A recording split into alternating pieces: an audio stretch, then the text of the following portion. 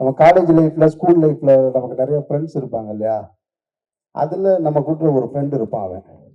அவனை வந்து நம்ம என்ன சொல்லுவோம், அவன் ஏதாவது ஒன்று பண்ணிக்கிட்டே இருப்பான். ஏதாவது ஒரு புதுசாக ஏதாவது ஒன்று பண்ணுவான், ஏதாவது பேசுவான், சண்டை இழுப்பான், அன்பா இருப்பான், நம்ம வீட்டுக்கு தேடி வந்து உதவி செய்வான், எல்லாமே இருப்பான். அவனுக்கு பேர் செல்லக்கிருக்கேன்னு சொல்லுவோம் நம்ம. அது மாதிரி தான் மிஸ்கின்.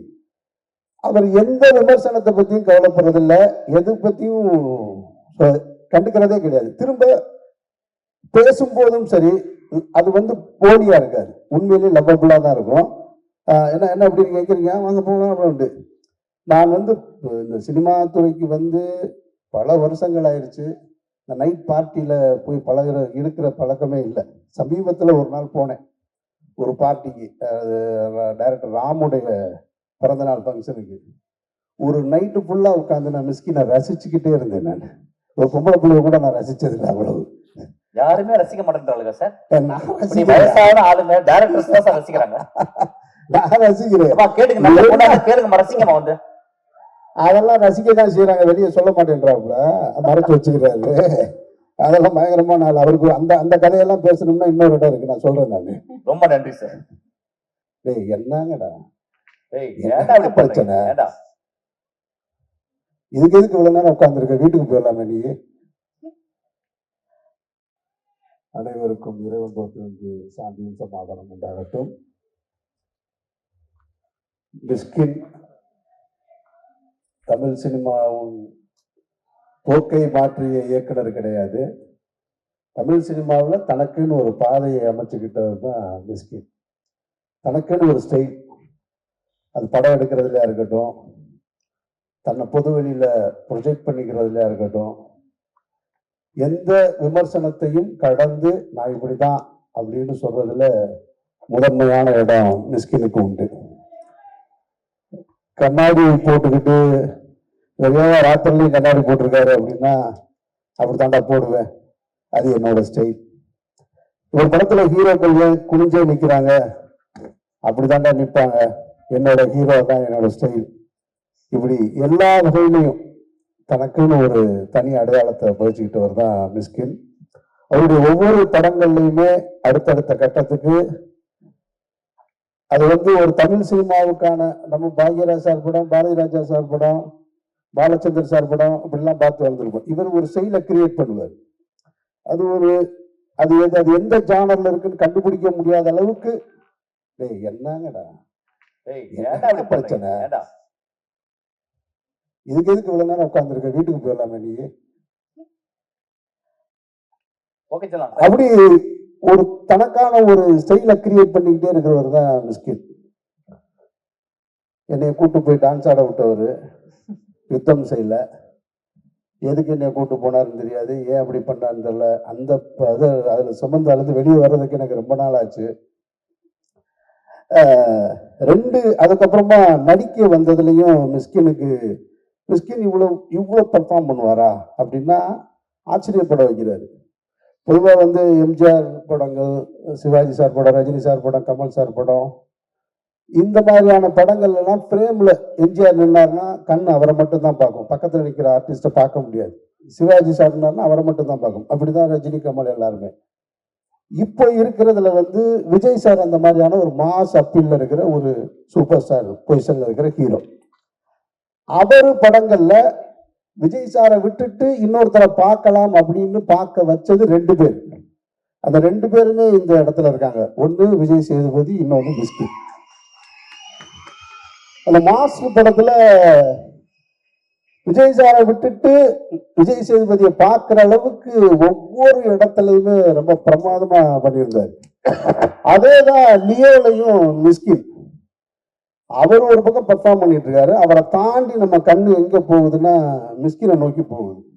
நான் ஆச்சரியப்பட்டு போனேன். நான் என்னடா இவ்வளவு கிளாரிட்டியோட ஒரு மனுஷன் எப்படி இருக்க முடியும்னு. அதுக்கப்புறம் மியூசிக்கு அது இதுன்ட்டு அவர் எப்படி என்ன சொல்றதுன்னு தெரியல. டிஆருக்கு அப்புறம் டிஆர் சாருக்கு அப்புறம் மிஸ்கின் தான் நினைக்கிறேன் நான். சீரியஸா சொல்றேன். இதுல வந்து மிஸ்கினுடைய பேச்சுக்களை வந்து மேடைகளில் பேசுறது, இசை வெளியீட்டுல பேசுறதெல்லாம் நீங்க பார்க்கும்போது எல்லாருக்கும் என்ன தோணும்னா, இவர் ஏன் இப்படி பேசுறாரு, அவர் தனக்கு அட்டென்ஷன் கிரியேட் பண்றாரு, அதனால பேசுறாரு அப்படின்னு. அப்படி இல்லை. நம்ம காலேஜ் லைஃப்ல, ஸ்கூல் லைஃப்ல நமக்கு நிறைய ஃப்ரெண்ட்ஸ் இருப்பாங்க இல்லையா? அதுல நம்ம கூட்டுற ஒரு ஃப்ரெண்ட் இருப்பான் அவன். அவனை வந்து நம்ம என்ன சொல்லுவோம், அவன் ஏதாவது ஒன்று பண்ணிக்கிட்டே இருப்பான். ஏதாவது ஒரு புதுசா ஏதாவது ஒன்று பண்ணுவான், ஏதாவது பேசுவான், சண்டை இழுப்பான், அன்பா இருப்பான், நம்ம வீட்டுக்கு தேடி வந்து உதவி செய்வான், எல்லாமே இருப்பான். அவனுக்கு பேர் செல்லக்கிருக்கேன்னு சொல்லுவோம் நம்ம. அது மாதிரி தான் மிஸ்கின். அவர் எந்த விமர்சனத்தை பத்தியும் கவலைப்படுறதில்ல, எது பத்தியும் கண்டுக்கிறதே கிடையாது. திரும்ப பேசும்போதும் சரி, அது வந்து போலியா இருக்காது, உண்மையிலேயே லவ்வபுல்லா தான் இருக்கும். என்ன என்ன அப்படின்னு கேட்குறீங்க, வாங்க போகலாம் அப்படின்ட்டு. நான் வந்து இந்த சினிமா துறைக்கு வந்து பல வருஷங்கள் ஆயிடுச்சு. இந்த நைட் பார்ட்டியில் போய் இருக்கிற பழக்கமே இல்லை. சமீபத்தில் ஒரு நாள் போனேன் ஒரு பார்ட்டிக்கு, டைரக்டர் ராமுடைய பிறந்தநாள் ஃபங்க்ஷனுக்கு. ஒரு நைட்டு ஃபுல்லாக உட்காந்து நான் மிஸ்கினை ரசிச்சுக்கிட்டே இருந்தேன். நான் ஒரு பொம்பளை பிள்ளைய கூட நான் ரசிச்சதில்லை அவ்வளவு. யாருமே ரசிக்க மாட்டேன்றாங்க சார். நான் வயசான ஆளுங்க டைரக்டர்ஸ் தான் சார் ரசிக்கிறாங்க. நான் ரசிக்கிறேன். கேளுங்க ரசிங்கம்மா வந்து. அதெல்லாம் ரசிக்க தான் செய்யறாங்க, வெளியே சொல்ல மாட்டேன்றாப்புல, மறைச்சு வச்சுக்கிறாரு. அதெல்லாம் பயங்கரமான ஆள். அவருக்கு அந்த அந்த கதையெல்லாம் பேசணும்னா இன்னொரு இடம் இருக்கு, நான் சொல்றேன். நான் ரொம்ப நன்றி சார். ஒரு நைட்டு ஃபுல்லா மொத்த டீமையுமே என்கேஜ் பண்ணி வச்சிருந்ததுல மிஸ்கினுக்கு நான் அப்படியே பார்த்தேன். ஒவ்வொரு பாட்டு பாடுறதுல இருக்கட்டும், எல்லாரோடையும் அந்த இன்ட்ராக்ட் பண்றதுல இருக்கட்டும், இந்த மிஸ்கின் உங்களுக்குன்னு ஒரு தனி, அதாவது ஒரு டைரக்டர், இந்த இந்த அஷ்டாவதிரி இந்த வேலையெல்லாம் தாண்டி அஸ் அ ஹியூமனா நான் உங்களை ரொம்ப ரசிக்கிறேன், லவ் பண்றேன். வாழ்த்துக்கள் மிஸ்கின். அப்புறம் இந்த படத்தினுடைய ஹீரோ விஜய் சேதுபதி சார், அவரை நான் முதல்ல பார்த்தது சுந்தரபாண்டியன் திரைப்படம் கமலா தேட்டரில் பார்த்துட்டு நான் படியில் இறங்கி வரேன். அந்த டைரக்டர் எஸ்ஆர் பிரபாகரும் விஜய் சேதுபதி நிற்கிறாங்க. சார் படம் எப்படி சார் இருக்கு? படம் நல்லா இருக்கு. உண்மையிலே நல்லா இருக்கா சார்? உண்மையிலே நல்லா இருக்குங்க, நீங்கள் பிரமாதமாக பண்ணியிருக்கீங்கன்னு. அந்த படிக்கட்டில் நான் பார்த்த விஜய் சேதுபதி தான் அன்னைக்கு என்ன மீட்டரில் பேசினாரோ, என்ன அளவுகோல் இருந்தாரோ, இப்போ வரைக்கும் அதே மீட்ரு தான், அதே தான். இவ்வளவு பெரிய உயரம், இவ்வளவு உயர்ந்திருக்காரு. ரொம்ப ரெஸ்பெக்டா, ரொம்ப மரியாதையா பேசுறதுல விஜய் சேதுபதிக்கு இணை இன்னொரு விஜய் சேதுபதி தான். அவருடைய திரைப்படங்களாக இருக்கட்டும், அவர் சூஸ் பண்றதா இருக்கட்டும், எல்லாமே பெர்ஃபார்மன்ஸா இருக்கட்டும். விஜய் சேதுபதி படம்னா நம்பி போய் உட்காரலாம் அப்படின்ற ஒரு அடையாளத்தை கொடுத்தது சேது. அப்புறம் தானு சார். தானு சார் சொல்லணும்னா யார் படத்தோட போஸ்டர் இங்க சொன்னாங்க, 12 சீட்டு ஒட்டுறதுக்கு இடமே இல்லாத அளவுக்கு போஸ்டர். அவர் யார் படத்தோட போஸ்டர்ல தொடங்கி இந்த இதே மவுண்ட் ரோட்ல தேவி தியேட்டர்ல கூலிக்காரன் ஒரு படம் இருந்தது. அந்த கூலிக்காரன் படத்துக்கு மறைந்த கேப்டனுடைய ஒரு வண்டி இழுத்துட்டு வர்றது மாதிரி ஒரு சிலை வச்சிருந்தார். அதை பார்க்கறதுக்காக வந்து போனவன்ல நான் ஒரு ஆள். அதை வேடிக்கை பார்க்க வந்தேன், இப்படி ஒருத்தர் விளம்பரம் பண்ணியிருக்காராமே அப்படின்னு சொல்லிட்டு. அதனால அவரு அதுக்கப்புறமா எல்லாரும் சொல்லிட்டாங்க, ஃப்ளைட்லேயே அவரு படம் வரைஞ்சிட்டாரு கபாலிக்குன்னு சொல்லிட்டு. இந்த 3 பேரும் சேர்ந்திருக்கிற படம் தான் ட்ரெயின். அப்படின்னா அந்த படத்தை நான் பார்க்கறதுக்கு ஒரு ரசிகனா அவ்வளவு ஆர்வமா இருக்கு. அதனால தானு சார் படம் சாதாரண ஒரு படமா எடுக்கவே மாட்டாரு. தானு சார் சும்மா ஒரு விஷயத்தை மிகைப்படுத்தி சொல்லவும் மாட்டாரு. அதனால இந்த 3 பேரும் சேர்ந்திருக்கிற படம் இந்த ட்ரெயின். அந்த ட்ரெயினை ஒரு ரசிகனா பார்க்க வந்திருக்கேன். நான் வந்ததுல இன்னும் எனக்கு கூடுதல் ஆர்வம் அந்த ட்ரெய்லர்ல இருந்தது. அந்த ட்ரெய்லர்ல இருந்தது, அந்த மேக்கிங்ல இருந்தது, இப்ப பாடின அந்த பாட்டுல இருந்தது, எல்லாமா சேர்ந்து ஆகஸ்ட்ல பண்ணிருங்க, இந்த படத்தை ரிலீஸ் பண்ணிருங்கன்னு உங்கள்கிட்ட நானும் அன்போட கேட்டுக்கிறேன். ரொம்ப நன்றி சார். சத்தமா சொல்லுங்க, எந்த வருஷம் சார் பண்ண போறோம்? ஆகஸ்ட்ல, இந்த வருஷம் ஆகஸ்ட்ல இருக்காரு. Oh right, thank you sir. வாழ்த்துக்கள் மொத்த டீமுக்கும், எல்லோருக்கும் என்னுடைய நெஞ்சார்ந்த வாழ்த்துக்கள். நன்றி. Thank you Amar sir, thank you so much. Sasi sir. Yes, Mysskin படத்தை நம்ம எதுக்கு பார்க்க போறோம் அப்படின்னா, ஒரு அன்கன்வென்ஷனல் ஸ்டோரி டெல்லிங் இருக்கும், ஒரு அன்கன்வென்ஷனல் ஷார்ட் டிவிஷன் இருக்கும்.